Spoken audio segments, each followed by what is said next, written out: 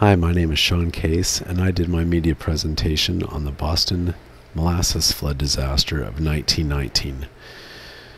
Let's start out with a little bit of history. Make a long story short, this was a disaster that may have been prevented with the proper use of prevention as well as training and education. This sent a 15-foot wave, 35 miles per hour, of molasses down through Boston's North End on January 15th of 1919.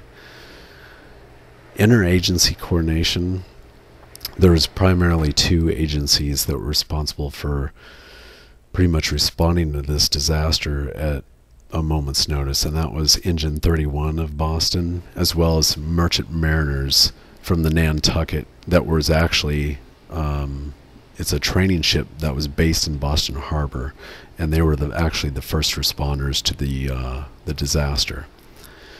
Command and control, particularly there wasn't really anybody in command or control of this situation unless you really get down to the nitty-gritty, and I would assume and say that Engine 31 was primarily responsible in the days after the disaster. Communication, there was only one-way communication, and that was between the people of United States Industrial Alcohol and the distillery as far as that goes. It was a do as you're told. Very, very time element disaster this was, because they needed to get this tank built so they could profit from the production of molasses for rum and munitions. The communication with the public was very inconsistent and insufficient. It was very nonverbal. The people of Boston was particularly concerned with the excess of molasses coming out of the tank. So this caused the United States Industrial Alcohol Company to not want to hear from the public anymore, which was made up of Italian immigrants. So they painted the tank brown so that there would be no more complaints or concerns amongst the public.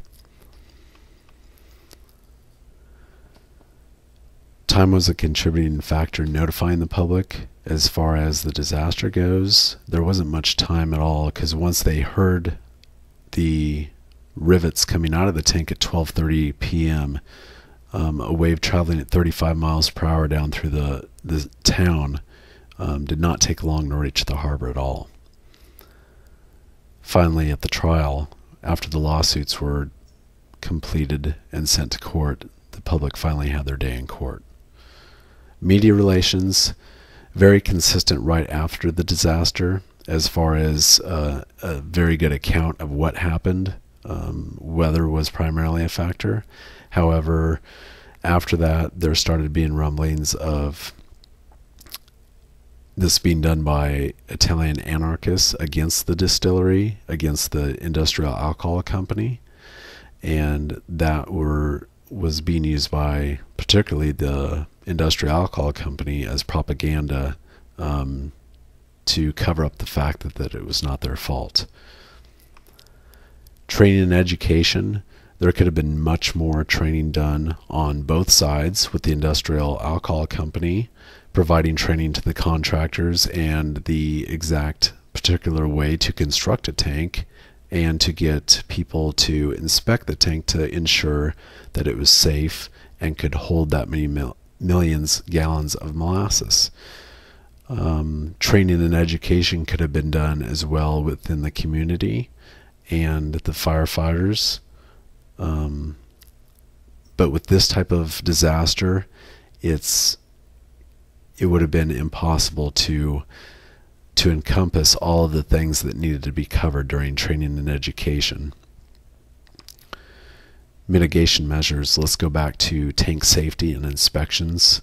Definitely could have been done. A government in response.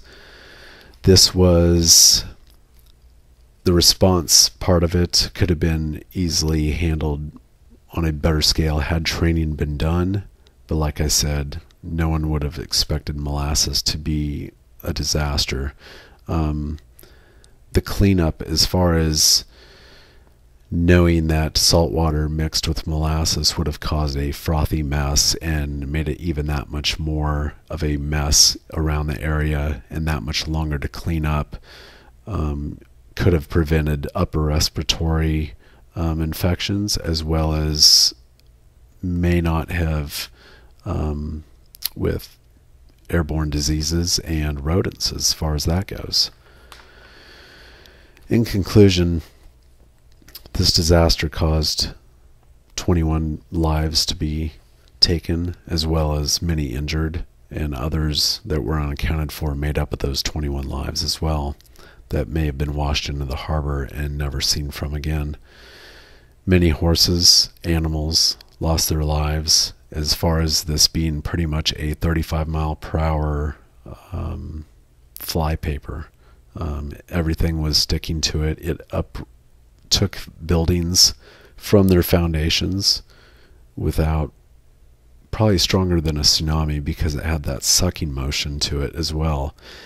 And it lifted autos and tossed them into Boston Harbor. Very interesting, but anyway, the 91 years later, today, in Boston, at the North End, legend has it that on hot summer days that is very humid, you can still smell the sweet molasses in the air. And I would say, believe it or not. Thank you very much.